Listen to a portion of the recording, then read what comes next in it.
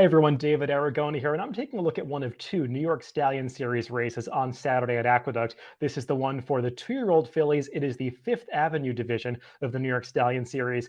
$500 purse on the line for these two-year-old fillies that are sired by New York Stallions. Not necessarily New York breds. You'll see some horses bred in other states, but all of these 11 runners are sired by stallions that are standing in New York. Let's throw up the field for this race. We've got a couple fillies that are likely to take most of the money in the number 6 Morning Matcha and the number 7 How Do You Make Your Money. Both horses that are coming out of performances on different circuits that have proven their quality against some open company rivals and are moving into this restricted race. I got some horses in this race that are probably going to go off at pretty big prices. I would say that there's definitely some filler in this $500,000 stakes race, but there is some quality concentrated towards the top of the tote board.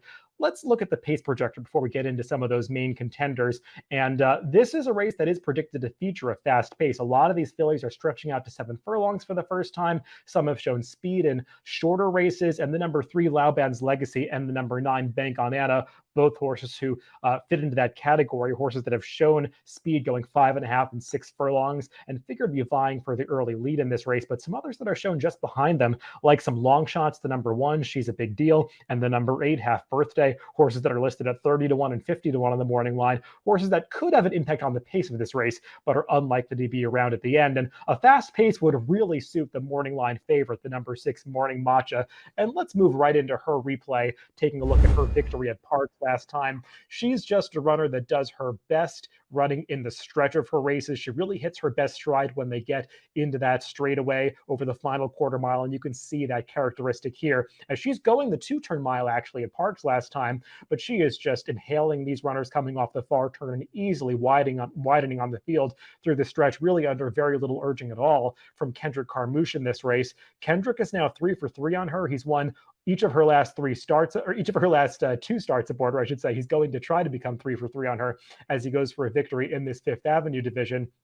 She is one of these horses who is not a New York bred, but she's by Central Banker, the top sire that is standing in New York currently. And she's just made steady progression through all of her 6 starts. Never been off the board, but she was third a couple times, second a couple times, and now she's won her last 2 races, actually overcoming slow paces. And you can see that in the Timeform USPPs, those blue color-coded pace figures in each of her last 2 starts. So the fact that this time she's likely to get a fast pace to close into is probably only going to enhance her performance. And she just seems like she's going to be pretty tough if she repeats that 95 Timeform US speed figure that she earned last time. Her trainer Butch Reed can certainly win with runners that he sends to the NYSS circuit. So Morning Matcha definitely, to me, looks like a deserving favorite in this race. A horse that could take money that's also coming out of an out-of-town race is the number 7, How Do You Make Your Money? Let's take a look at her second place finish up in Canada at Woodbine last time when she was the runner-up in the Glorious Song Stakes.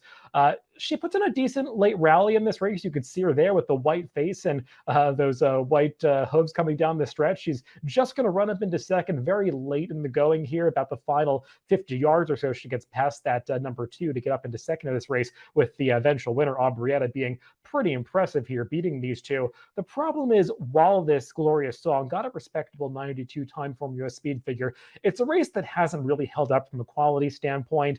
The winner came back and tried a race next time out, I think the Mazarin Stakes at Woodbine. It was very disappointing, finishing off the board that day. Another horse coming out of that Glorious Song also significantly regressed in her subsequent start. So I'm a little bit skeptical of the quality of the race that How Do You Make Your Money is coming out of. Also, this race is taking place on the dirt, and she's done her best running on turf and synthetic. You can see the blue and green color-coded speed figures in the Timeform USPPs. That indicates turf and synthetic surfaces. She ran a decent 84 Timeform US speed figure in her 1 dirt start, but she got very tired that day going 6 furlongs. So I'm a little bit skeptical of her stretching out to the 7 furlongs here on this demanding dirt course at Aqueduct. Couple other horses that are still maidens that are stepping up into the stakes race that do deserve a look are Louchy and Yo Cuz. Let's take a look at them when they met in each of their last starts on November 21st at Aqueduct. Now, neither one wins this race, as both still are maidens. Louchy puts in a good effort. She's the number 1 horse on the rail there. She's just going to miss here, finishing third, and a pretty game finish for her. She finally breaks from the gate after blowing the starts in her first 3 starts of her career. But the horse that I think is going to attract the most support coming out of of this race is Yo Cuz, the number 3 horse on this day, who's closing from the back of the pack. You can see towards the left of your screen, altering course there right at the end. She's going to get up for 5th in this race. But she is a horse who, coming out of that debut effort, I think we can expect some improvement for her in her second start as she goes out for Bill Mott. She was bet down to 9-2 in that debut, which is taking a good bit of money in a 12-horse field for a Bill Mott trainee. So she was well-intentioned that day, but she got off to a slow start, was conservatively ridden at the back of the pack the entire way by Jose Ortiz. Did make up some ground late, but I think the reason to really like her is that she's getting more distance to work with. And taking a look at Bill Mott's formulator fact, he has really good numbers with maidens, second-time starters that are coming back in dirt sprints for their second starts. 20 for 77 over the past 5 years. That's a 26% win rate with a positive $2.31 ROI on a $2 win wager. So those are good numbers for maiden second-time starters for Bill Mott. So I do think it's reasonable to expect that Yo Cuz will improve, and she's going to appreciate any pace that develops ahead of her. I just feel like with limited options in this race beyond the 2 favorites, she's one that could take some money. I pegged her actually at 9-2 once again on the morning line, and that's a little bit short for me to take a horse that really does have to improve in her second start.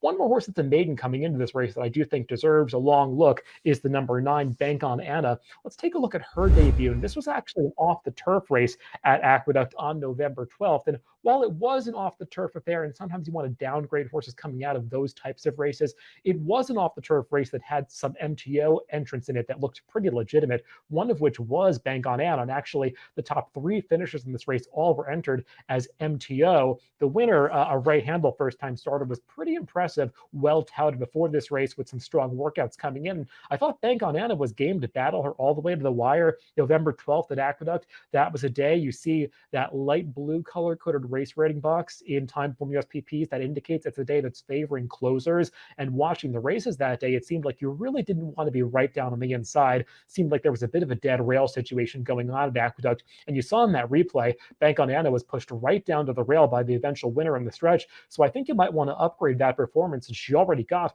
a respectable enough 85 Time Form US speed figure for that race. So she's one that I do think has a real right to improve in her second start as she goes out for Phil Serpy.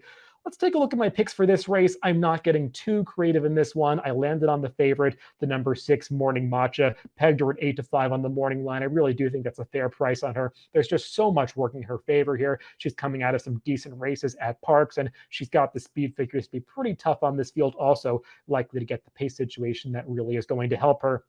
I'm taking a stand against that second choice. How do you make your money? I left her off of my picks completely. I do like the number 9 Bank on Anna, that horse that I was just talking about coming out of that November 12th maiden race. I think she's got a chance to move forward in her second start, and she's drawn well in this race outside of all of those other speed horses. So she's the one that I would use mostly in conjunction with the number 6 Morning Matcha. But they're the 2 that I like the most in the 5th Avenue division of the New York Stallion Stakes on Saturday at Aqueduct. Good luck if you're playing this weekend.